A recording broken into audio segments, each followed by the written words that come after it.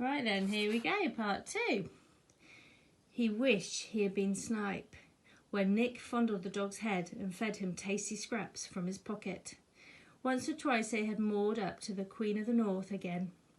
Nick showed, by a jerk of his head, that Jim was to follow him on board.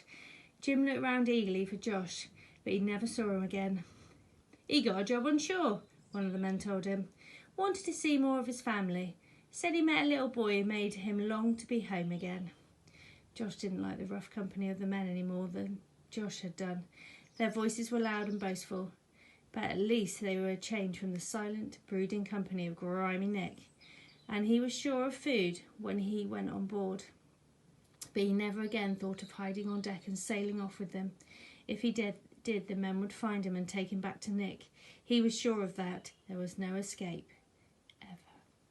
But Jim did try to escape one night. He had been living with Nick nearly a year before his chance came. There was a sudden storm that was so wild that they made straight for the riverbank instead of heading back to the wharfs. The river rolled and heaved like a boneless beast tossing the Lily as it was made of matchsticks.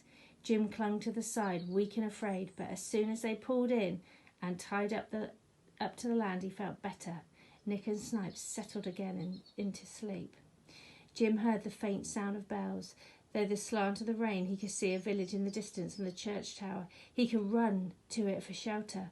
Maybe the storm was making such a noise that Nick and Snipe wouldn't even hear him going. "Come on, brother," the voice in his head urged. "You can do it! You can do it!" Jim slid over the coamings. They were awash with rain. He swung one leg over the edge, then the other.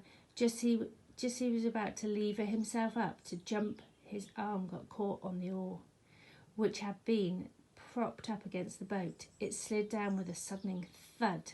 Snipe's ears jerked up to listening points. Immediately in the storm were tossed strange pieces of sound, the barking of a dog, the shouting of a man, and the crying of a boy in pain. "Thought you'd try it, did ya?" Nick bellowed. He picked Jim up and threw him down into the hold of the Lily on top of the coals. "You'll know better." Next time, he slid the hatchboard shut over Jim's head. Jim lay in the dark, nursing his leg where Snipe had ripped his flesh. It was hot and wet with blood. He had never known such pain in his life before.